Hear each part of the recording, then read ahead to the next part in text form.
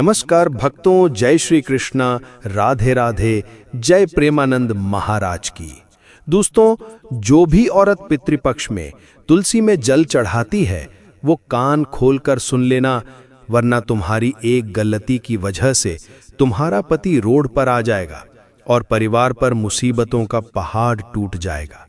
आज की इस खास वीडियो में हम एक ऐसे विषय पर बात करने जा रहे हैं जिसे सुनकर आपके रोंगटे खड़े हो जाएंगे, क्योंकि पितृपक्ष यानी श्राद्ध के समय में हर इंसान अपने पितरों की आत्मा की शांति के लिए कुछ ना कुछ जरूर करता है। कोई दान करता है, कोई तर्पण करता है, कोई तरह तरह के उपाय करता है। लेकिन क्या आपने कभी सोचा है कि जब पितृपक्ष के 14 दिन चल रहे होते हैं तो हमें तुलसी के पौधे में जल देने के क्या परिणाम मिल सकते हैं? यह हमारे लिए सकारात्मक हो सकता है या फिर नकारात्मक, क्योंकि हर भारतीय घर में तुलसी का पौधा पाया जाता है और रोजाना हर भारतीय महिला तुलसी के पौधे में जल देती है। शाम के समय में दीपक प्रज्वलित करती है। लेकिन पितृपक्ष के 16 दिन जो पूरी तरह से पितरों को समर्पित है, उस दौरान हमें तुलसी के पौधे में जल देना है या नहीं देना है, किन बातों का ध्यान रखना है, आज की वीडियो में आपको पूरी जानकारी मिलेंगे। इस वीडियो को बिल्कुल अंत तक देखना। तो चलिए दोस्तों, वीडियो को शुरू करते हैं, लेकिन उससे पहले आपके फायदे के लिए एक महत्वपूर्ण जानकारी। दोस्तों, अगर आप भी चाहते हैं कि लक्ष्मी माता का आशीर्वाद आप पर बना रहे तो इस वीडियो को एक लाइक करें और आपके अपने चैनल गुरुजी का ज्ञान को सब्सक्राइब कर लें और कमेंट बॉक्स में जय लक्ष्मी माता जरूर लिखें और साथ ही आप अपनी राशि को कमेंट बॉक्स में जरूर लिख दें, क्योंकि हम राशि से जुड़ा भाग्य भी बताते हैं और भाग्य में चल रही परेशानियों को तत्काल दूर करने के लिए आसान से आसान उपाय भी बताते हैं। इसलिए आप अपनी राशि कमेंट बॉक्स में जरूर लिख दें। दोस्तों, ये केवल एक सामान्य धार्मिक काम नहीं है, बल्कि ये आपके जीवन में सकारात्मक और नकारात्मक यानी अच्छा और बुरा दोनों तरह का प्रभाव डाल सकता है। इसलिए आज के वीडियो में हम आपको विस्तार से बताने वाले हैं कि अगर कोई भी महिला पितृपक्ष के दौरान तुलसी में जल चढ़ाती है तो उसके जीवन में कौन कौन से चमत्कारिक परिवर्तन होते हैं और कौन कौन सी कठिनाइयां उसके सामने खड़ी हो जाती हैं। क्योंकि जाने अनजाने में हम ऐसे कई काम करते हैं जो कभी तो हमारे लिए अच्छे निकलते, लेकिन कभी कभी बहुत बुरे साबित होते हैं।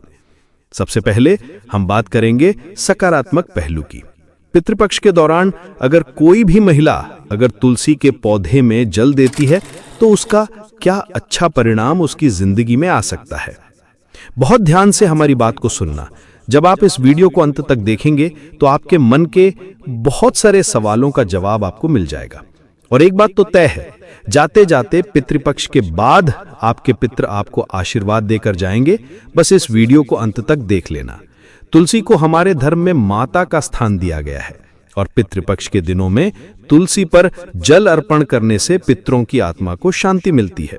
जब औरत तुलसी पर जल चढ़ाती है तो घर के वातावरण में एक दिव्य कंपन उत्पन्न होता है जो नकारात्मक शक्तियों को दूर कर देता है। जैसे कि आप सुबह सुबह स्नान करके जैसे ही तुलसी माता में जल अर्पित करती है, वैसे ही इधर घर में सकारात्मक आवृत्ति का कंपन शुरू हो जाता है। चारों ओर सकारात्मकता छाने लगती है, जिससे बुरी आत्माएं होती हैं, घर में नकारात्मक साया होता है, वो दूर भागकर चला जाता है। यही कारण है कि जिन घरों में तुलसी होती है और जिस घर की महिलाएं पितृपक्ष के 16 दिनों में तुलसी पर श्रद्धा से जल चढ़ाती हैं, वो हमेशा लक्ष्मी जी का निवास होता है। वहां पर पैसों की आवक कम नहीं होती, चारों तरफ से पैसा ही पैसा आता है और वो घर का मुखिया कभी कंगाल नहीं होता। उसके घर में बहुत पैसा आता है, बहुत ज्यादा वो जीवन में उन्नति करता है। कोई उसे गिरा नहीं पाता, कोई उसे झुका नहीं पाता। अचानक घर में रुका हुआ पैसा आने लगता है। संतान की पढ़ाई में आ रही बाधाएं दूर होती हैं और पति पत्नी के बीच में जबरदस्त प्रेम बना रहता है। यही नहीं, कई बार तो देखा गया है कि जिन घरों में काफी सालों से संतान की कमी थी, बच्चा हो ही नहीं रहा था, तमाम तरह के ट्रीटमेंट करवा लिए, तमाम तरह की औषधि ले ली, लेकिन फिर भी संतान योग नहीं बन रहा था, तो पितृपक्ष के दौरान सच्ची श्रद्धा से तुलसी माता में जल दिया जाता है तो संतान योग भी बन जाता है। और यही नहीं, तुलसी की पूजा करने से मातृत्व का आशीर्वाद प्राप्त होता है, जिससे कि जल्द ही गोद भरा जाती है। लेकिन हर सिक्के के दो पहलू होते हैं। हमने आपको बता दिया कि पितृपक्ष में तुलसी को जो महिला जल देती है उसको क्या अच्छा मिल सकता है, लेकिन अगर ये क्रिया गलत ढंग से की जाए तो बहुत भयानक परिणाम आ सकते हैं।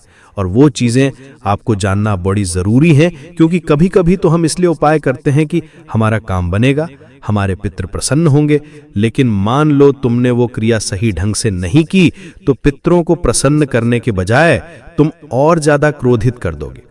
इसलिए आज के वीडियो अंत तक देखना, तभी तुम्हें ज्ञान मिल पाएगा, तभी तुम्हें सही सलाह प्राप्त हो पाएगी।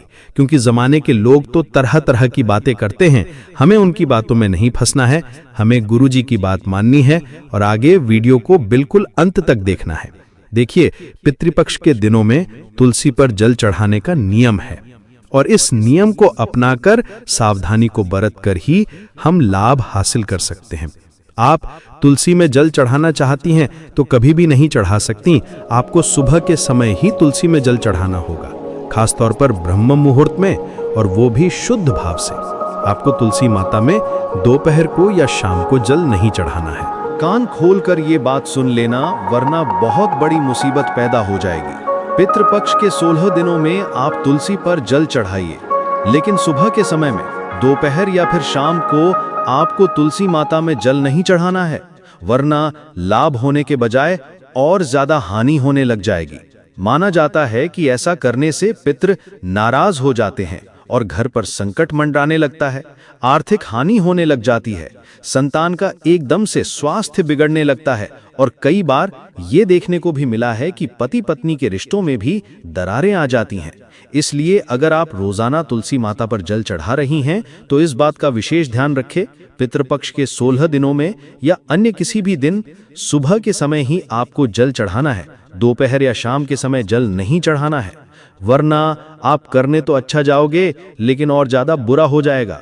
इसी के साथ साथ तुलसी पर जल चढ़ाते समय महिला अशुद्ध नहीं होनी चाहिए, ये कार्य भी आपके पितरों को दुख पहुंचाता है। कई बार क्या होता है, कुछ महिलाएं स्वच्छता का ध्यान नहीं रखती, सुबह उठती है, नहाती धोती नहीं है और तुरंत तुलसी माता पर जल चढ़ा देती है। ऐसा करना भी मुश्किलों से आपको डाल देगा और इसका परिणाम ऐसा होता है कि घर में क्लेश होने लग जाता है, कलह होने लग जाता है, मानसिक तनाव होने लग जाता है। एक और महत्वपूर्ण बात जो आपको बहुत ध्यान देनी होगी कि जब आप पितृपक्ष के दौरान तुलसी में जल चढ़ा रहे हैं तो आपके मन में श्रद्धा होनी चाहिए, अच्छा भाव होना चाहिए। अगर आप एक सामान्य पौधा समझकर अपनी जिम्मेदारी न समझते हुए केवल फॉर्मेलिटी के लिए तुलसी पर जल चढ़ाएंगे तो वो आपको शुभ परिणाम नहीं देगा। ये बात आप कान खोलकर सुन लेना। अगर ये बात आपने नहीं समझी तो आपको पितृपक्ष के दौरान भयंकर मुसीबतों का सामना करना पड़ सकता है। दिखावे के लिए ये काम बिल्कुल भी नहीं करना है, क्योंकि आज के ज़माने के लोग दिखावे की शौकीन हैं। उन्हें स्टोरी बनानी है, स्नैप बनाना है और यही करने के लिए वो सब धार्मिक क्रिया करते। तुम्हें ऐसा जीरो होलॉक नहीं करना है, वरना जीवन में बिना बुलाए परेशानियों को न्योता दे दोगे। पितृपक्ष का महत्व केवल कर्मकांड से नहीं होता बल्कि भावनाओं से जुड़ा होता है।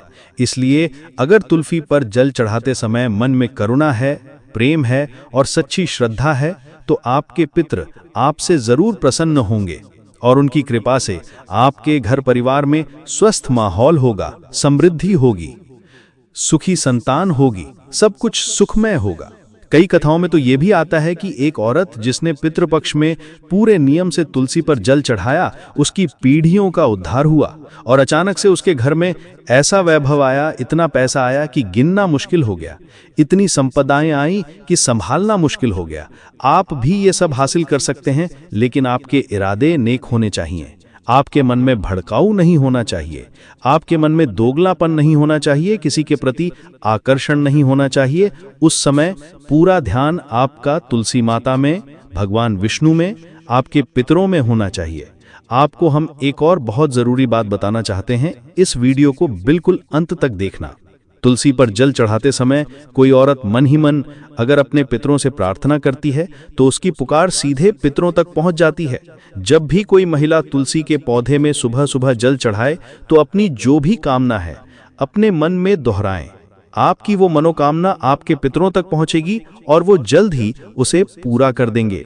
उनका आशीर्वाद आपके जीवन को बदल देगा। लेकिन अगर कोई औरत जल चढ़ाने के बाद तुरंत गंदे गंदे शब्द बोलती है, किसी की बुराई करती है, दूसरों को अपमानित करती है, घर में क्लेश मचाती है, तो ये भी तुलसी का अपमान होता है।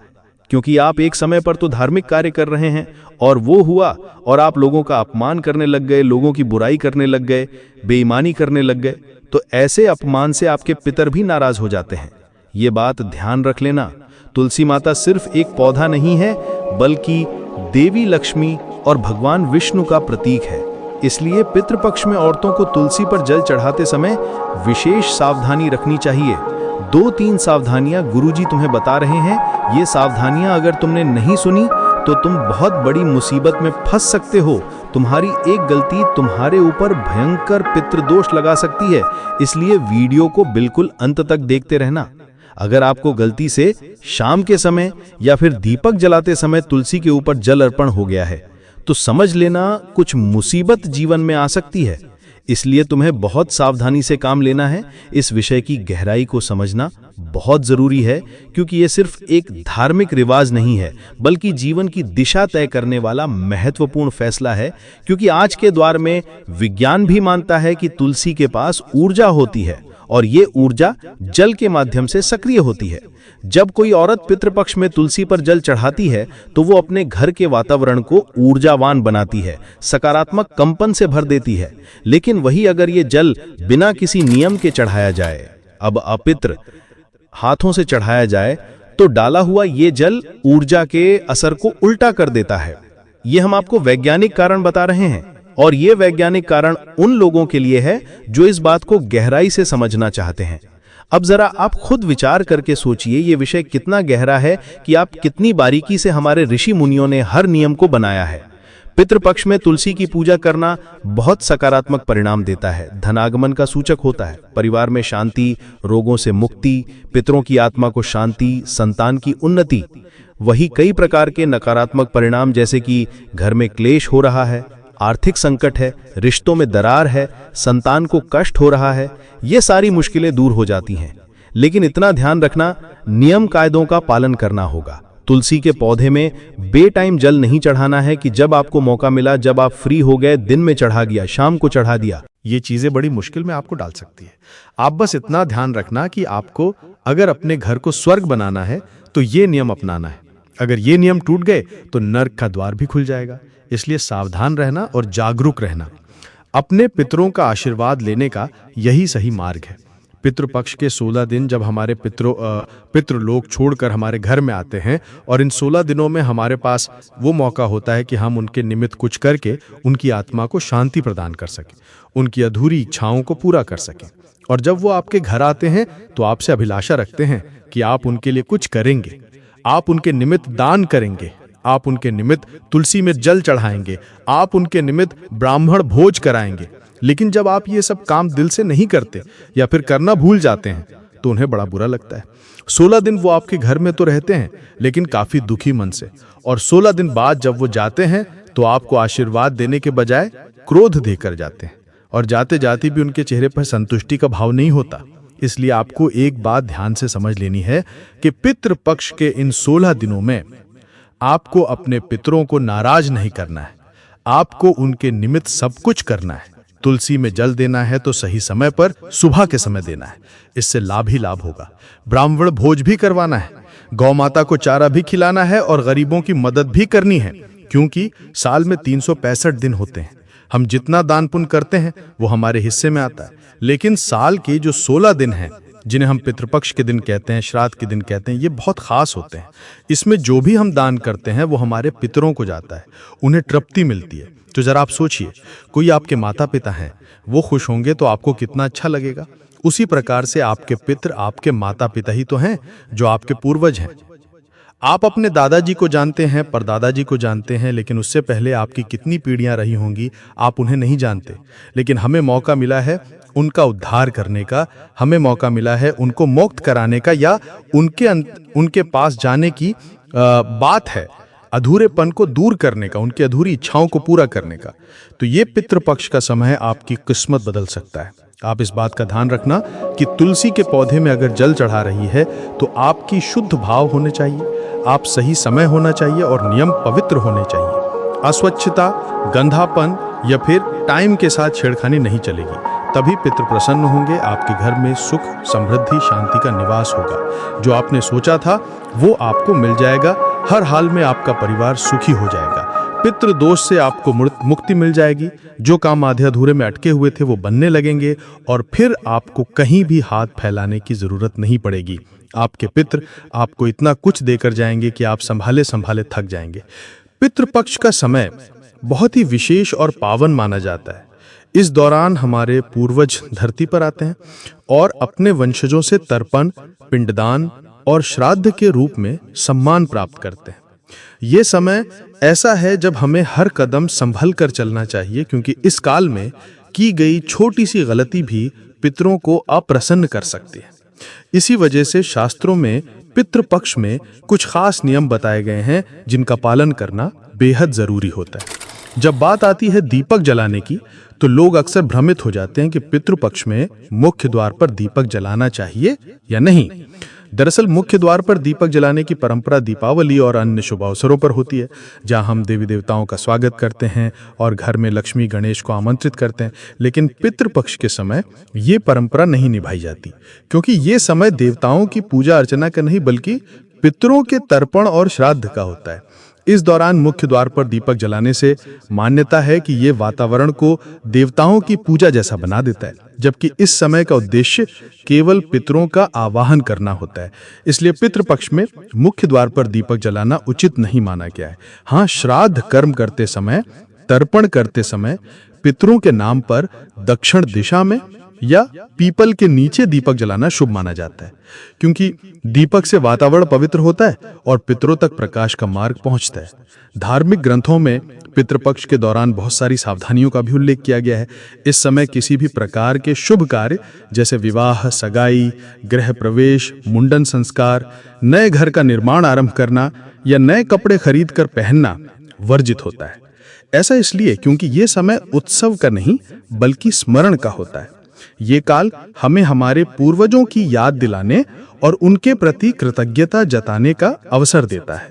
यदि इस समय कोई नया कार्य आरंभ किया जाए तो मान्यता है कि उसका फल शुभ नहीं होता, क्योंकि पितरों की आत्मा उस कार्य में भागीदारी नहीं देती।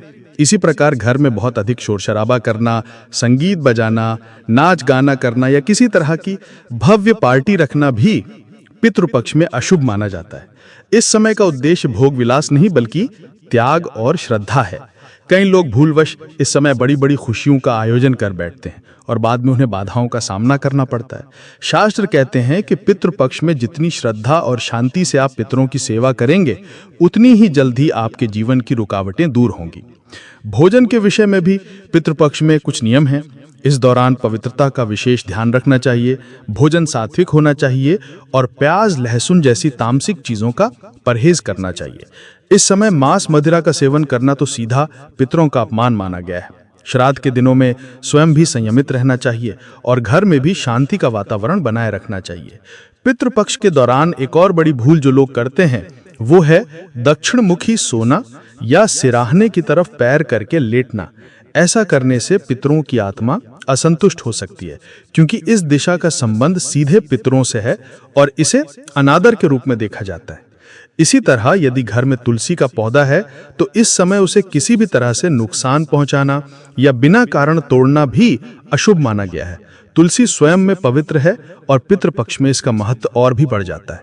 पितृपक्ष हमें यह सिखाता है कि जीवन सिर्फ हमारे लिए नहीं है बल्कि उन पूर्वजों के लिए भी है जिन्होंने हमें जन्म दिया और हमारे लिए अपनी पूरी जिंदगी समर्पित की। इसीलिए ये समय हमें अपनी आदतों और आचरण में विशेष सावधानी बरतने की प्रेरणा देता है। मुख्य द्वार पर दीपक जलाने का कार्य भले ही शुभ अवसरों पर किया जाए, परंतु पितृपक्ष में दीपक वहीं जलाना चाहिए जहां पितरों के लिए श्राद्ध और तर्पण की क्रिया की जा रही हो। इस तरह यदि हम इन नियमों का पालन करेंगे तो न केवल हमारे पितर प्रसन्न होंगे बल्कि उनके आशीर्वाद से हमारे घर में सुख, समृद्धि, शांति और संतोष का वातावरण भी बना रहेगा। पितृपक्ष का ये समय हर इंसान को यह याद दिलाता है कि जीवन सिर्फ हमारे लिए नहीं है बल्कि उन पूर्वजों के लिए भी है जिन्होंने हमें जन्म दिया और हमारे लिए अपनी पूरी जिंदगी समर्पित की। इसीलिए ये समय हमें अपनी आदतों और आचरण में विशेष सावधानी बरतने की प्रेरणा देता है। दोस्तों, ये तमाम जानकारी जन रुचि को ध्यान में रखकर दी जा रही है। ज्योतिष और धर्म के उपाय को अपनी आस्था और विश्वास पर आजमाएं। हमारी वीडियो का उद्देश्य सिर्फ आपको बेहतर सलाह देना है। इस संदर्भ में हम किसी भी प्रकार का कोई दावा नहीं करते हैं। तो दोस्तों, आज की हमारी वीडियो आपको कैसी लगी हमें कमेंट करके बताएं। अगर आपको हमारी वीडियो अच्छी लगी तो कमेंट बॉक्स में जय मां लक्ष्मी जरूर लिखें और आपके अपने चैनल गुरु जी का ज्ञान को सब्सक्राइब करना ना भूलें। दोस्तों, मिलते हैं अगली वीडियो में एक नई जानकारी के साथ। तब तक के लिए जय श्री राम दोस्तों।